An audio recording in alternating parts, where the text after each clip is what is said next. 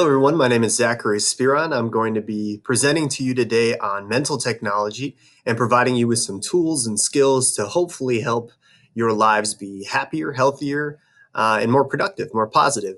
I'm an interpersonal strategist, and today we're going to be talking about the different tools that you can use in order to control your own emotions, to be more self-aware, and to bring more positivity into your life. So to kick things off, I wanted to start with this little photo to my right and basically have you take a look and tell me what you see.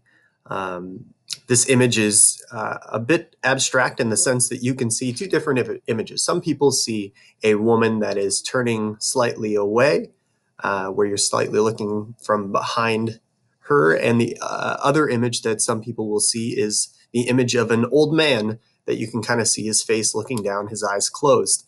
And the reason that I use this image is because, there are two ways to look at everything. Some people see the positive, some people see the negative, and there's positive things in our lives and we're surrounded by them on a daily basis. But oftentimes our brain and our focus tends to go more towards negative. And this year in particular, with COVID and 2020 being a year of very, very different way of life, different stressors, different things that cause us to feel negative emotions, it's all the more important that you are mindful and that you are purposeful and come up with strategies for noticing the positive and for doing as much as you can to armor yourself with resiliency, with coping mechanisms that will help you see the positive things in your life. That way you're more effective in your work, in your relationships. And today we're going to explore some of those techniques and some of the strategies that will help you identify these positive things more frequently in your life.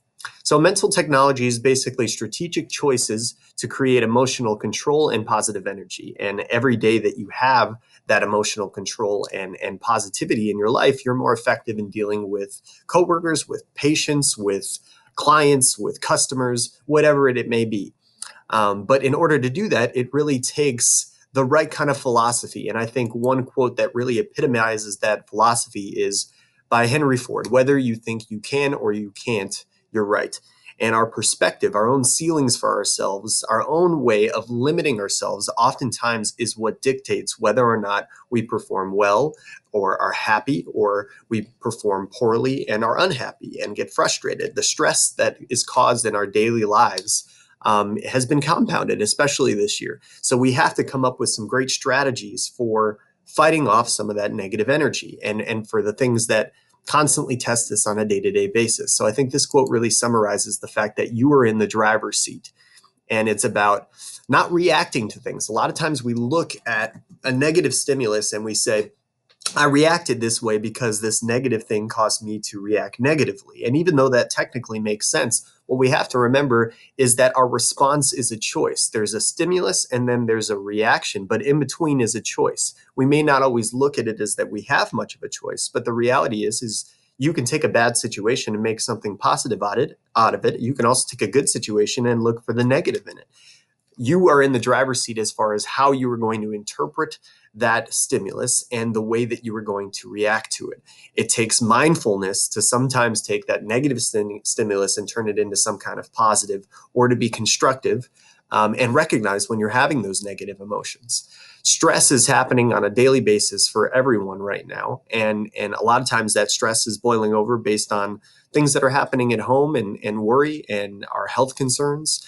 But stress can be very dangerous. Some of the symptoms of stress are irritability, anger, fatigue, depression, anxiety, headaches. All of these different things can really affect your day-to-day performance, your day-to-day health. And in order to kind of, again, be in charge of your own emotions and be resilient to the stressors that are going to happen on a daily basis, we have to be mentally prepared with the right kind of strategies. The reality is that we have more than 50,000 thoughts every single day, and most of these thoughts are negative because our brain is somewhat wired to be negative, to judge and to make decisions quickly. And oftentimes to do that, it makes some snap judgments and is used to reacting based on that stimulus that we just kind of talked about.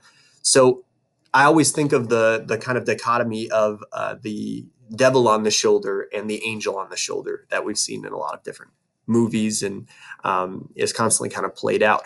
So when we have that devil on our shoulder saying those negative things, or we have that voice of criticism in our head saying that we can't do this, or judging somebody, or seeing the negative in a situation, we just have to, as much as possible, try to activate that positive angel on the other shoulder. And in order to do that, everybody has different coping mechanisms and ways of doing that. For me, for instance, I happen to know that one of my triggers, things that would cause me stress, are things like technology not working. I'm not good when technology doesn't work. It's a pretty short fuse to my frustration, my stress, and my temper. And I can feel myself escalating when those things happen, especially if I'm trying to get technology to work in order to provide assistance to others, or am teaching at an event. That can be very high stress, because you're not only worried about your own stress, but the stress and perspective of the people around you. So in order to deal with that, I have to develop some coping mechanisms in order to keep myself positive. And there's two different ways of doing that. One way that I do it in particular is I know myself well enough to know things that will pull me out of that frustrated state and into a positive state, into a state of feeling good, and feeling like I can inspire others, can serve others, and can keep some of those negative emotions at bay. And for me, things like exercise are very important on a daily basis if we're talking about some of the proactive strategies, meaning that not just in that moment where I'm feeling frustrated, but also filling my cup up on a daily basis. So exercise is a big part of that. And also making sure that I practice gratitude. Gratitude is one of those emotions that has this healing effect on other emotions that are much more negative. So, for instance, on the way to work every single day, Mount Rainier is my reminder. I basically drive from from Seattle to Renton, and every single day I see Mountain Rainier. It's beautiful, and it's my reminder to think of things that I'm grateful for. So for today, for instance, I thought of sushi. I had some great sushi last night that I was very thankful for. I thought of my new nephew, Bridger, and I thought of my mom. Those were the three things. And by starting my day that way, it just starts it off on a real positive note. And it's much more difficult to step into a negative set of emotions early in the day when things start to go wrong, because I'm already feeling positive. So it's, again, a proactive strategy. On the other side, if you happen to be in the moment feeling frustrated and you need one of those pieces of mental technology, a mental technology tool to come to your aid, in the moment, you can come up with things like music. For instance, yesterday I was doing a reconciliation agreement, or reconciliation of all my credit card and stuff purchasing for the campus, which is very boring. I generally don't like it. It frustrates me when I can't find the right receipt. But if I play music during it, it feels more like it's cadenced. I have fun with it. And again, why should I make myself miserable just because I don't like doing this thing? I can look at something negative and say, I don't like doing this, and be miserable for that hour and a half that I'm doing it. Or I can say, how can I adopt some form of mental technology to make this a more positive experience? Another thing that I'll do that's very simple that will snap me out of a state immediately, a negative state, is I am crazy about dogs. So if I put on a YouTube video of dogs, I can almost immediately change my state. It's just almost magical how it happens. So everybody has their own ways of doing that. Maybe for you, it is exercise. Maybe it's listening to music. Maybe it's talking to someone that's in your life that you have a positive relationship with that builds you up. Maybe it's gratitude. All of these different things are the tools that are in your toolbox that you just have to recognize when those triggers are starting to get higher and higher.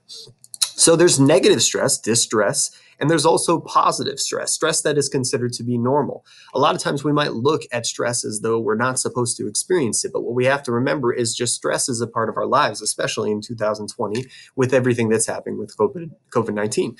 So recognizing that that can be good stress, that there's people who worry about things because they really care about them, right? I like warriors. I like to hire warriors, people that care a lot about outcomes, about deadlines, about the things and the people that they serve. That's positive stress, as long as it's not inhibiting you to perform at a high level. There can be a sense of urgency and a sense of worry, and worry has a negative connotation, but it can actually be a positive thing that works for you. So using that kind of sense of urgency and the worry in a positive way is another form of mental technology. How can I look at my stress as something in terms of my ally, rather than something that's going to inhibit me from doing what I need to do? When it comes to positive thinking, it's not only important for your job and your relationships, but it's actually meant to make you a healthier person.